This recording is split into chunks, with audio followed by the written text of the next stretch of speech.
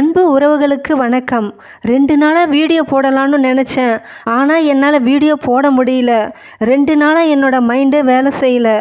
நாளுக்கு நாள் குழந்தைங்களை கொல்ற கலாச்சாரம் அதிகமாயிட்டே இருக்குது. கோவையில் 10 வயசு குழந்தை கொலை செஞ்சு 2 வாரம் கூட ஆகலை. அந்த ஈரம் காயறதுக்குள்ளே கேரளாவில் 1.5 வயசு ஆண் குழந்தைய கொடூரமாக சித்திரவதை பண்ணி சாகடிச்சிருக்காங்க. அந்த குழந்தையோட முகத்தை பாருங்க, எவ்வளோ ஒரு அமைதியான அழகான முகம். 2 கையிலையும் கட்டு போடுற வயசா அந்த குழந்தைக்கு. அவனோட சைக்கோ காதலன் தன்னோட குழந்தைய சித்திரவதை பண்ணி கையை உடைச்சிருக்கான். எவ்வளோ சந்தோஷமாக சிரிக்கிறா பாருங்க. அப்போவே டாக்டருங்க சந்தேகப்பட்டு அந்த குழந்தைய செக் பண்ணி போலீஸுக்கு தகவல் கொடுத்துருந்தா ஒருவேளை அந்த குழந்தை பொழைச்சிருக்கலாம். ஒரு விபச்சாரி கூட தன்னோட உடம்பை விற்று தன்னோட குழந்தைய காப்பாற்றுவா. ஆனால் இந்த குழந்தையோட அம்மா அகிலா, அவள் ஒரு தாயே இல்லை, பொம்பளை வடிவில் இருக்கிற ஒரு பேய்.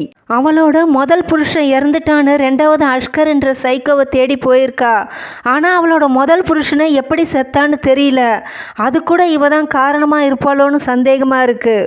உண்மையிலேயே இவன் நல்ல பொண்ணாக இருந்தா புருஷன் இல்லாமல் இன்னொருத்தனை தேடி போகிறா.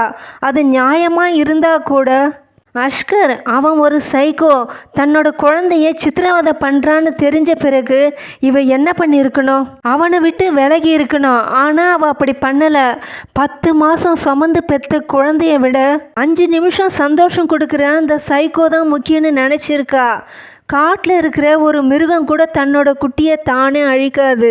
எந்த தப்புமே பண்ணாத சின்ன குழந்தைங்களை சித்திரவதை பண்ணி சாகடிக்கிறவங்களுக்கு எந்த பாராபட்சமும் இல்லாத கொடூரமான ஒரு தண்டனை அவங்களுக்கு கொடுக்கணும்.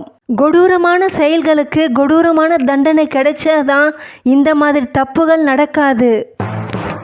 பொதுமக்கள் எங்கேயாவது இந்த மாதிரி சம்பவம் நடக்குதுன்னு தெரிஞ்சா உடனே போலீஸுக்கு தகவல் கொடுங்க.